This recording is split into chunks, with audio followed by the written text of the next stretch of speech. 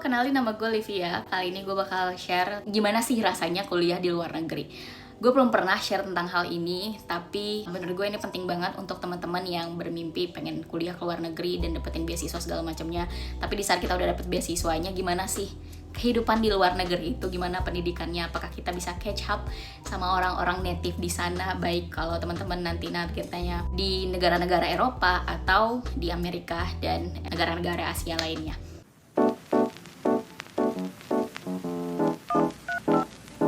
Gue lulusan dari University of York, itu di Inggris. Waktu itu gue ngambil jurusan sastra Inggris atau English Literary Studies, dan ini sesuai sama jurusan S1 gue. Sebelumnya mau ngasih tahu juga bahwa gue itu adalah lulusan sekolah tinggi ya pada saat itu, masih sekolah tinggi belum universitas, sekolah tinggi ilmu bahasa atau STBA di Pekanbaru Persada Bunda. Nah, jadi gue nggak dari sekolah yang top nih, jauh banget dari kata top. Dan kemudian pas gue sampai di Inggris, gue itu ketemu sama teman-teman Indonesia yang rata-rata lulusan dari universitas yang bagus-bagus di Indonesia, misalnya di UI atau di UNJ. Jauh deh, universitas gue tuh kayak, univ gue tuh kayak nggak diketahui sama mereka.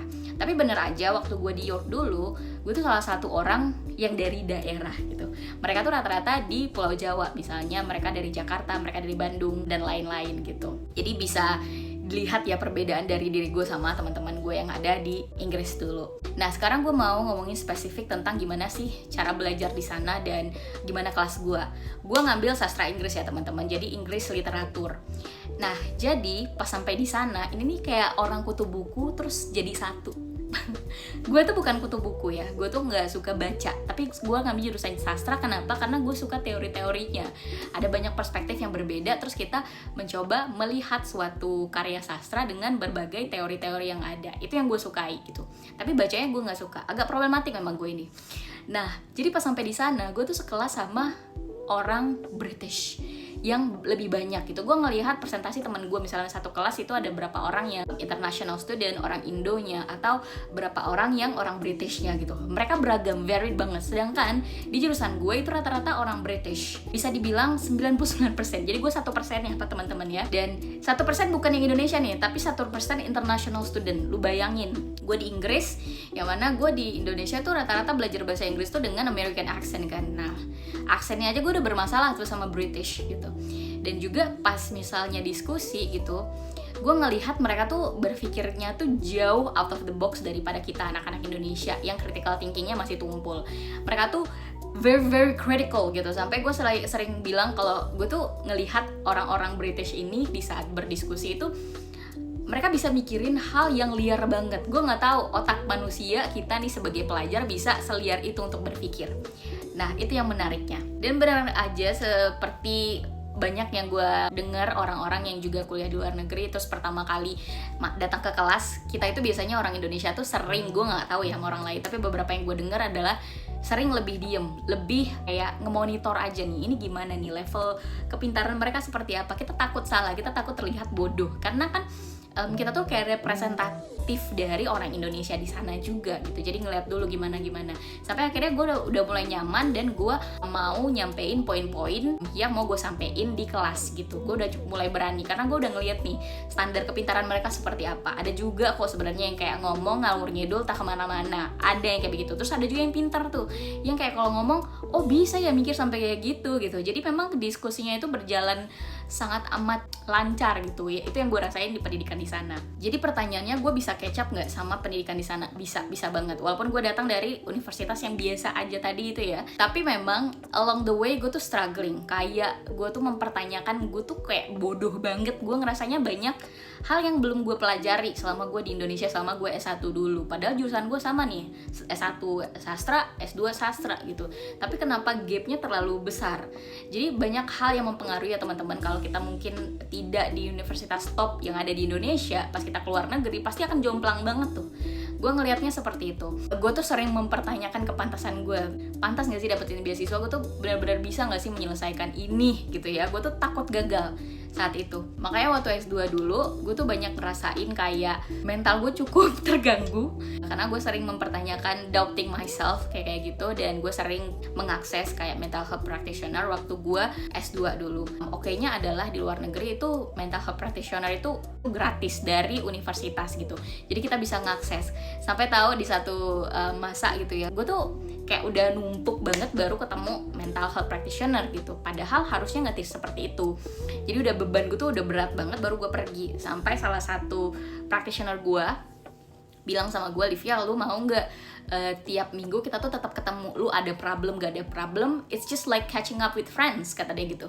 Terus gue kayak, oh iya boleh gitu. Pulang-pulang kan gue mikir, kenapa ya dia sampai kayak mingguan gitu pengen ketemu sama gue separah itu kah, gue mikir gitu kan. Tapi di situ gue sadar emang gue separah itu. Dan selama pertemuan sama dia ngelihat gue lagi sedih, gue lagi bahagia, gue lagi seneng, dan semua yang disampaikan dari mental health practitioner gue itu ngebantu gue untuk memahami diri gue lebih dalam lagi, bahwa misalnya ada beberapa traits gue yang negatif gitu di saat gue dihadapkan dengan tuntutan yang cukup besar. Rata-rata tuntutan yang cukup besar itu datang dari diri gue, bukan dari ekspektasi luar sebenarnya, bukan dari dosen gue, bukan dari universitas gue, bukan dari beasiswa gue, tapi dari diri gue sendiri. Itu yang bikin gue overwhelmed. Gue tuh di masa-masa bikin tugas, gue tuh sering mempertanyakan pada diri gue, apakah gue akan fail atau enggak nih dari tugas ini, karena itu susah banget dan kita tuh banyak dituntut untuk self study gitu ya teman-teman kalau di luar negeri. Jadi masuk kelas itu beberapa kali doang kalau gue di Inggris, tapi kalau esai itu tuh jadi tugasnya itu adalah lu dikasih waktu misalnya 3 bulan untuk bikin 5.000 kata esai gitu. Jadi lu belajar sendiri untuk nulis si esai itu. Di sana ada 4 penilaian. Yang pertama itu distinction, ini berarti lu kayak cum laude, ibaratnya lu nilainya bagus banget gitu ya.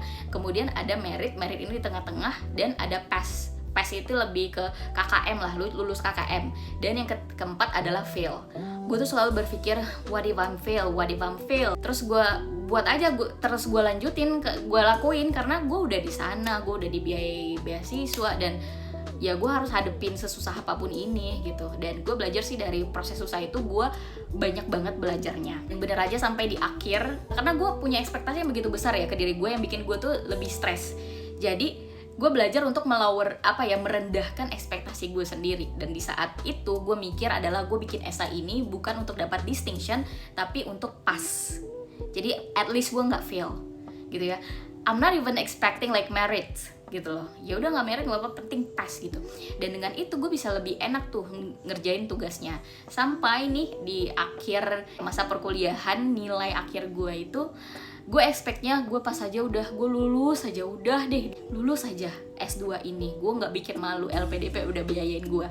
Dan ternyata karena ekspektasi gue pas ya, ternyata gue dapetnya merit. Itu bahagia luar biasa teman-teman. Nah memang gue itu nggak sepintar teman-teman yang lain, yang orang Indonesia yang pada dapet distinction. Tapi balik lagi, kenapa gue membandingkan diri gue sama teman-teman lain, karena pasti ada banyak kondisi-kondisi yang membuat mereka bisa seperti itu, dan kenapa gue ada di seperti ini. Tapi yang mesti gue lihat adalah dulu gue yang bodoh banget, yang kayak gitu stres banget, tapi ternyata gue bisa lulus, ternyata gue bisa melewati pendidikan di negara barat ini gitu. Ternyata gue nggak sebodoh-bodoh itu banget. Gue juga cara memvalidasinya ya, misalnya ngelihat teman-teman yang kelasnya itu jauh lebih varied, ada banyak international student dari Afrika, Korea, China gitu kan. Terus mereka di satu kelas itu varied banget gitu, dan memungkinkan untuk dapat nilai yang bagus menurut gue. Tapi kalau misalnya gue yang kayak very segmented kayak gitu tadi, susah teman-teman. Orang British itu udah belajar literatur sedari SD. Lah gue belajar literatur se-S1.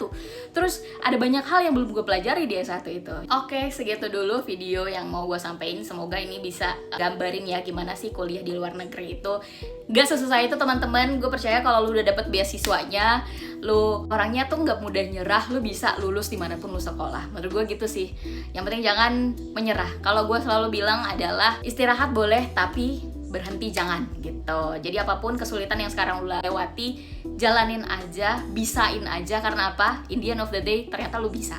Lu akan discover itu. Segitu aja dari gue. Jangan lupa like, subscribe, and share this video ke teman-teman lu. Karena apa? Karena ini yang bikin gue lebih semangat lagi nih untuk bikin konten. Terima kasih sudah menyaksikan teman-teman. Bye!